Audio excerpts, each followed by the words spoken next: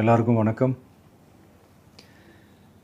இந்திய அரசியல் சாசனம் நம்ம தமிழ்நாட்டில் இருக்கிற எல்லாருக்குமே கொடுத்துருக்கிற உரிமையில் ரொம்ப ரொம்ப முக்கியமானது ஓட்டிங் ரைட், வாக்குரிமை. ஒரு மனுஷன் உயிரோடு இருக்கான்றதுக்கு அடையாளமாக இருக்கிறதுல அவனோட ஓட்டுரிமை ரொம்ப முக்கியம்.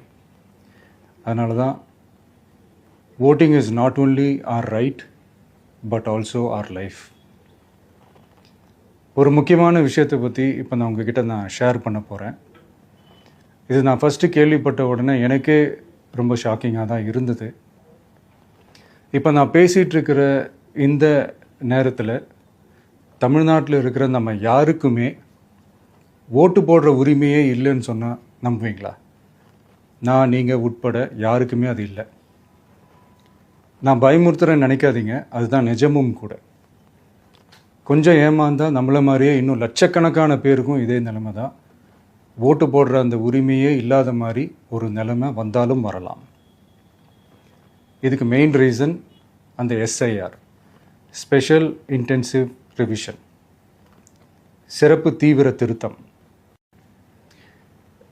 இப்போது இந்த எஸ்ஐஆர் நம்ம தமிழ்நாட்டில் எப்படி ஒர்க் ஆக போகுது? கடந்த ஜனவரி மாதம் எடுத்த அந்த கணக்கெடுப்பில் 6,36,00,000 வாக்காளர்கள் நம்ம தமிழ்நாட்டில் இருக்கிறாங்க. ஆனால் அவங்க யாருக்குமே இந்த ஓட்டு போடுற உரிமையே இல்லை. அந்த பிஎல்ஓன்னு சொல்லுவாங்க, பூத் லெவல் ஆஃபீஸர்ஸ், வாக்குச்சாவடி நிலை அலுவலர். அவங்க தான் வீடு வீடாக போய் அந்த ஃபார்மை கொடுப்பாங்க. அதை நம்ம ஃபில்அப் பண்ணி கொடுக்கணும். அதை தேர்தல் ஆணையம் அதை எடுத்துகிட்டு போய் அதை ஸ்க்ரூட்டினைஸ் பண்ணி அது எல்லாமே கரெக்டாக இருக்கான்னு செக் பண்ணி பார்த்ததுக்கப்புறம் அந்த வாக்காளர் பட்டியலை வெளியிடுவாங்க. அந்த வாக்காளர் பட்டியலில் நம்ம பேர் இருக்கணும், அப்போ தான் நம்மளால் ஓட்டு போட முடியும். அந்த புது பட்டியல் வர்ற வரைக்கும் நம்ம வாக்காளர்களான்றது அது உறுதியே செய்ய முடியாது.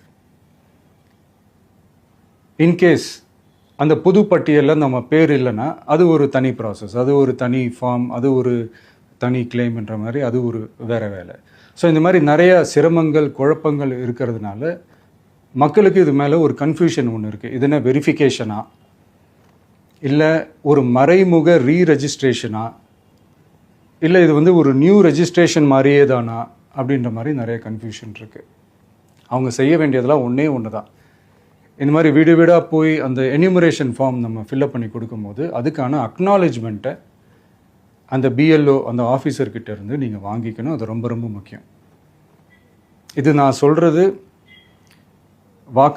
வாக்காளர் பட்டியலில் ஆல்ரெடி உங்கள் பேர் இருக்கிறவங்களுக்கு நான் சொல்கிறேன். இப்போ புது வாக்காளர்கள், ஃபஸ்ட் டைம் ஓட்டர்ஸ், அவங்களுக்கு ஃபார்ம் 6ன்னு ஒன்று இருக்குது.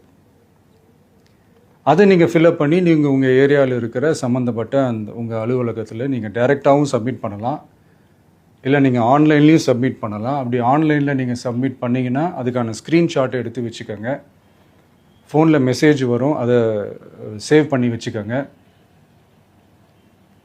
அப்ராடில் இருக்கிறவங்க கூட அந்த எஸ்ஐஆர் ஃபார்மை டவுன்லோட் பண்ணி நீங்கள் அதை ஃபில்அப் பண்ணி சப்மிட் பண்ணலாம். அதுக்கான அக்னாலேஜ்மெண்ட்டை வாங்கி வச்சுக்கோங்க.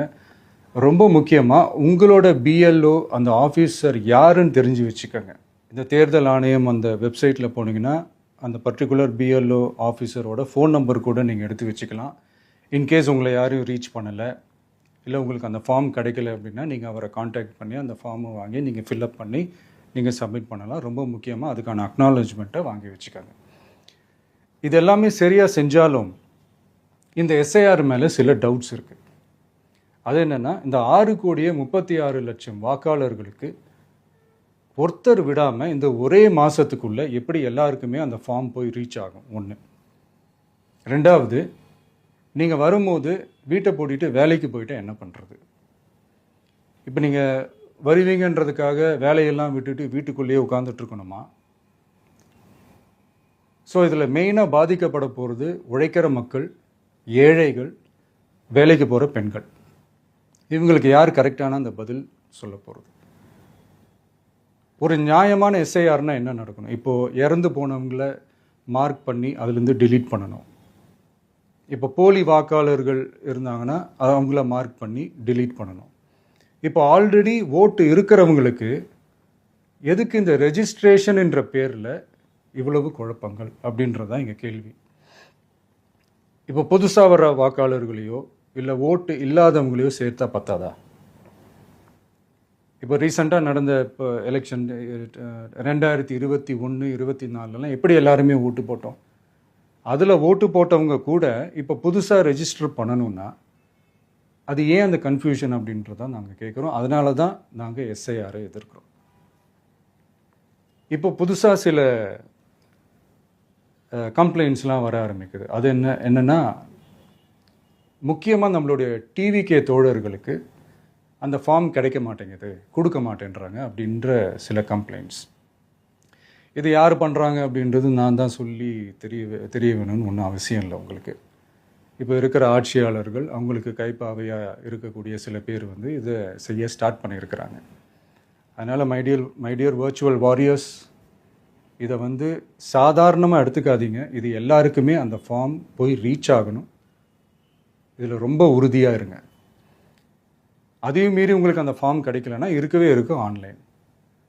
தேர்தல் ஆணையம் அந்த வெப்சைட்டில் போய் அந்த ஃபார்மை டவுன்லோட் பண்ணி நீங்கள் ஃபில்அப் பண்ணி சப்மிட் பண்ணலாம். உங்கள் வீட்டில் இருக்கிறவங்களுக்கு நீங்கள் செஞ்சு கொடுங்க, பக்கத்து வீட்டில் இருக்கிறவங்களுக்கு செஞ்சு கொடுங்க, தெரிஞ்சவங்களுக்கு, தெரியாதவங்களுக்கு, பழகினவங்களுக்கு, பழகாதவங்களுக்கு எல்லாருக்குமே நீங்கள் தயவு செஞ்சு கொடுங்க. அண்ட் ரொம்ப முக்கியமாக நம்ம ஜென்சி கிட்ஸ், நம்ம ஃபஸ்ட் டைம் ஓட்டர்ஸ், நம்ம புது வாக்காளர்கள், நம்ம நண்பா நண்பிகள், அவங்க ரொம்ப கேர்ஃபுல்லாக இருக்கணும். நான் ஆல்ரெடி சொன்ன மாதிரி உங்களுக்கான ஃபார்ம், அந்த ஃபார்ம் நம்பர் 6, அதை கரெக்டான டீட்டெயில்ஸோட கரெக்டான உங்கள் டாக்குமெண்ட்ஸை வச்சு அதை சப்மிட் பண்ணுங்கள். ஏன்னா வரப்போகிற தேர்தலில் நீங்கள் தான், அந்த ஜென்சி வாக்காளர்கள் தான் மிக முக்கியமான ஒரு ஃபோர்ஸ் அப்படின்றது எல்லாருக்குமே தெரிஞ்ச ஒரு விஷயம். அதனால் உங்களை டிஸ்டர்ப் பண்ணுறதுக்கு, உங்கள் பேரை அதில் இன்க்ளூட் பண்ணாமல் செய்கிறதுக்கு என்னென்ன வேலைகள் செய்யணுமோ, என்னென்ன தில்லுமுள்ளு வேலைகள் செய்யணுமோ எல்லாமே அவங்க செய்வாங்க. இது நமக்கு எல்லா திசையிலையும் எல்லா பிரச்சனைகள் கொடுத்துட்டு தானே இருக்கிறாங்க. அது டிஃபால்ட்டாக நடந்துட்டு தான் இருக்கும். அது ஒன்றும் பண்ண முடியாது. ஸோ அந்த மாதிரி ஓட்டு போடுற விஷயத்துலேயும் அவங்க என்ன உத்தரமராக மாறவா போகிறாங்க? இப்போ நான் சில மீட்டிங்ஸ்லலாம் ரிப்பீட்டடாக ஒரு விஷயம் நான் சொல்கிறேன்ல, 2 பேருக்கு நடுவில் தான் போட்டி அப்படின்ட்டு. அது மேடைக்கு மேடை அவங்க அதை ப்ரூவ் பண்ணிகிட்டு இருக்கிறாங்க.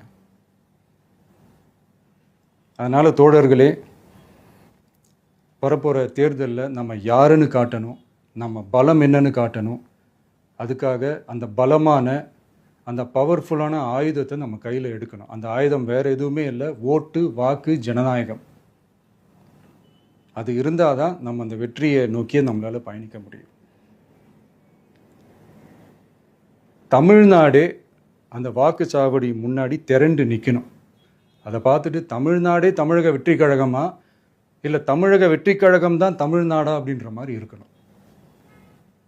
வீடுன்னு ஒன்று இருந்தால் தான் ஓடு மாற்ற முடியும்னு அறிஞர் அண்ணா அவர்கள் சொல்லியிருக்கிறாங்க. அந்த மாதிரி ஓட்டுன்னு ஒன்று இருந்தால் தான் இந்த நாட்டையே காப்பாற்ற முடியும். அப்புறம் இன்னொரு முக்கியமான விஷயம், அந்த எனிமரேஷன் ஃபார்ம் நீங்கள் ஆன்லைனில் நீங்கள் ஃபில்அப் பண்ணும்போது அதில் ஒரு சில ப்ராப்ளம்ஸ் வர்றதுக்கு வாய்ப்பு இருக்குது. அது உங்களுடைய ஓட்டர் ஐடியில் இருக்கிற உங்கள் பேரும், ஆதார் கார்டில் இருக்கிற பேரும், அந்த ஸ்பெல்லிங், இனிஷியல்ஸ் எல்லாமே ஒரே மாதிரி இருந்தால் தான் அது அக்செப்ட் ஆகும், இல்லைன்னா அக்செப்ட் ஆகாது. அது கொஞ்சம் கேர்ஃபுல்லாக பண்ணுங்கள்.